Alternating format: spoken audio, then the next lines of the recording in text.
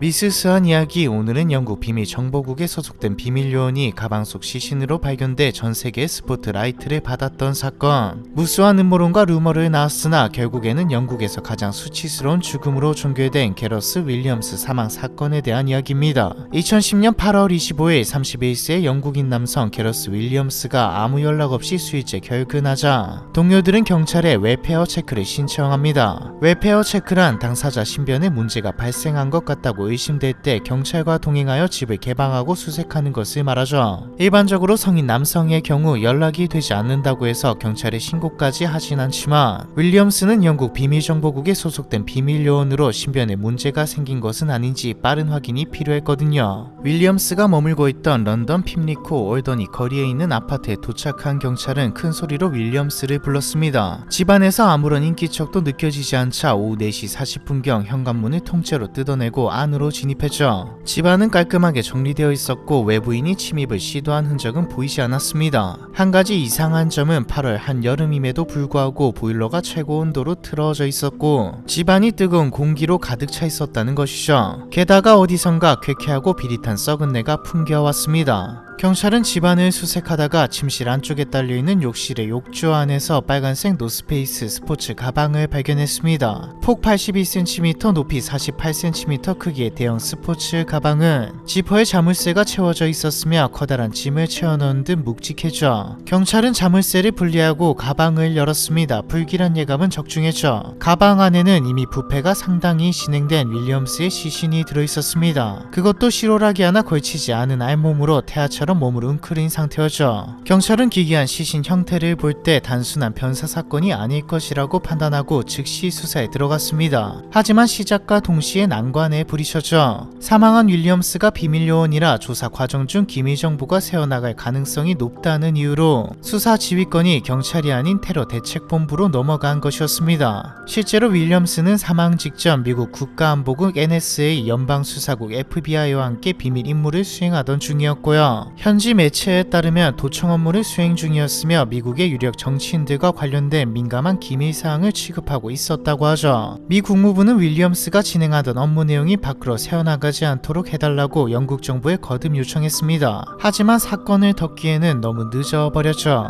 수사 내용을 대중에 공개하지 않고 비밀리에 진행하려고 했지만 윌리엄스 사망 사건은 가방 속 스파이라는 타이틀로 연일 보도되며 화제로 떠올랐거든요. 결국 수사를 촉구하는 대중의 목소리가 커지면서 런던 경찰청이 수사를 재개할 수 있게 되었지만 조사가 진행될수록 사건은 점점 더 미궁에 빠져들었죠. 윌리엄스가 사망한 지 2년 만인 2010년 10월 29일 영국 경찰이 발표한 윌리엄스의 부검 결과에 따르면 시신은 발견되기 일주일 전에 숨진 것으로 추정되었습니다. 부패 정도가 심해 정확한 사인은 알 수 없는 상태였죠. 경찰은 수사 초기 누군가 윌리엄스를 살해한 후 유기하기 위해 스포츠 가방에 넣었다가 시신을 옮겨가기 전에 우연히 경찰에 발각된 것이라고 추정했습니다. 하지만 이상한 점은 성인 남성을 강제로 가방에 집어넣었다면 어떤 식으로든 흔적이 남기 마련인데 시신에도 저항 흔적 등 눈에 띄는 상처가 남아있지 않았죠. 가방에 넣기 전 정신을 잃게 만들었을 가능성도 있었지만 시신에서는 알코올이나 약성분이 검출되지 않았고요. 또한 시신이 담겨있던 가방의 지퍼와 자물쇠는 물론 욕실 어디에서도 외부인의 지문이나 DNA가 검출되지 않아 현장에 외부인이 존재했는지 여부도 확실하지 않았습니다. 강제든 스스로든 애초에 어떻게 가방에 들어갔는지 자체가 미스터리였죠. 발견 당시 스포츠 가방의 지퍼는 바깥쪽으로 완전히 닫혀 있었고 그 위에는 작은 자물쇠까지 채워져 있었습니다. 자물쇠 열쇠는 가방 안, 그것도 윌리엄스 시신 아래에서 발견되었죠. 스포츠 가방 자체가 미니 밀실 상태였던 셈입니다. 결국 정확한 사인은 물론 사건 정황도 밝혀내지 못한 채 진척 없이 표류하게 되었습니다. 얼마나 단서가 없었는지 런던 경찰청이 너무나 의문스럽고 설명하기 어려운 사건이라고 난색을 표했을 정도였죠. 지지부진한 수사 끝에 2012년 5월 진행된 검시 심리에서 피오나 윌콕스 검시관은 윌리엄스의 죽음에 제3자가 개입했을 가능성이 높다는 견해를 밝혔습니다. 비밀 요원이었던 윌리엄스가 의심 없이 문을 열어준 것, 현장에 범행 흔적이 남아있지 않은 점 등을 미루어 볼 때 범인은 국가기관에 소속된 동료 요원일 가능성이 크다는 주장이었죠. 윌콕스 검시관은 범인이 윌리엄스에게 성분 검사에 잡히지 않는 독극물을 사용해 한 것 작업 불능 상태로 만든 뒤 가방 안에 넣었을 것이라고 설명했습니다. 밀폐된 공간에 장시간 고립된 채 이산화탄소를 과다하게 마셔 중독사 혹은 질식사했을 것이라고 추정했죠. 검시관의 새로운 증언으로 사건에 대한 관심이 재점화되면서 재수사가 진행되었고 용의자 명단에 오른 동료 의원 50여 명이 소환돼 조사를 받았지만 이렇다 할 혐의점은 발견되지 않았죠. 한편 경찰은 새로운 조사 결과를 바탕으로 윌리엄스가 제 발로 가방에 들어갔을 가능성에 초점을 맞췄습니다. 사망 전후 행적을 조사하는 과정에서 윌리엄스가 본디지 전문 사이트에 접속한 기록을 확인했기 때문이죠. 본디지란 로프나 수갑, 족쇄 등으로 자신이나 상대방의 몸을 결박해 움직이지 못하게 하면서 성적 쾌감을 얻는 일종의 성도착증을 뜻합니다. 가장 흔한 방법은 스스로 목을 졸라서 순간적인 질식을 유발하는 것이며 머리에 비닐봉지, 방독면을 쓰거나 두꺼운 테이프로 입과 코를 틀어막는 경우도 있죠. 2009년에는 태국 방콕의 한 호텔에서 영화 킬빌에서 최종 보스 역을 맡았던 배우 데이비드 캐러딘이 숨진 채 발견됐습니다. 옷장에 밧줄로 목을 맨 상태였기에 미디어들은 일제히 스스로 세상을 등졌다고 보도했죠. 하지만 수사를 진행한 방콕 경찰청은 고인이 알몸으로 끈에 묶여 있었던 정황으로 볼 때 극단적인 선택을 했다기보다 성적인 쾌감을 즐기려 행위를 하던 중 숨진 것으로 보인다고 발표했습니다. 유가족들은 타살 의혹을 제기하며 재조사를 의뢰했지만 2차 부검을 진행한 결과 타살 정황은 발견되지 않았죠. 미국 통계청은 매년 최대 500명이 자기 색정적인 행위로 사망한다고 추산하고 있습니다. 법의학계에서는 이런 종류의 죽음을 자기 색정사로 분류하고요. 런던 경찰청도 윌리엄스가 자기 색정사로 사망했을 가능성에 무게를 두고 수사를 이어갔습니다. 윌리엄스의 옷장에서 2만 파운드 상당의 명품 브랜드 여성 의류와 26켤레의 여성화가 발견되었는데 모두 윌리엄스에게 딱 맞는 치수였으며 긴 머리, 가발과 화장품까지 다수 발견된 것도 심증을 더해줘. 이런 상황에서 윌리엄스가 과거 10년간 새들어 살았던 집주인 부부의 증언도 확보되었습니다. 2007년경 한밤중에 윌리엄스가 도와달라고 소리쳐서 방에 찾아갔더니 속옷 차림으로 침대 기둥에 손이 묶인 채 버둥거리고 있었다는 것이죠. 부부는 윌리엄스가 결박 상태에서 어떻게 탈출할 수 있는지 시험 중이었다고 둘러대 그렇게 믿었지만 어쩐지 수상해 보였다고 증언했습니다. 경찰이 발표한 내용만 보면 윌리엄스는 생전 결박과 여장을 즐기는 유별난 취향을 가지고 있었으며 성적 쾌감을 얻으려다 사망한 사람처럼 보였죠. 하지만 유족 측은 본디지 사이트에 접속한 것은 전체 인터넷 접속건 중 극히 일부이며 임무 특성상 본디지뿐만 아니라 더 선정적이고 잔혹한 컨셉의 디웹에 접근해야 할 경우도 많았다고 반박했습니다. 집에서 발견된 여성 의류도 체형이 비슷한 여동생에게 줄 선물로 보는 게 맞다고 설명했죠. 100번 양보해 스스로 가방 안에 들어가 사망에 이른 것이라는 경찰의 주장이 맞다고 해도 윌리엄스가 제3자의 도움 없이 가방에 들어가 지퍼를 잠그고 자물쇠까지 채우는 일이 가능하냐고 되물었습니다. 유족 측은 키 170cm, 몸무게 60kg의 윌리엄스와 체구가 비슷한 요가 전문가를 섭외해 동일 모델의 가방 안에 들어갈 수 있는지 실험을 진행했습니다.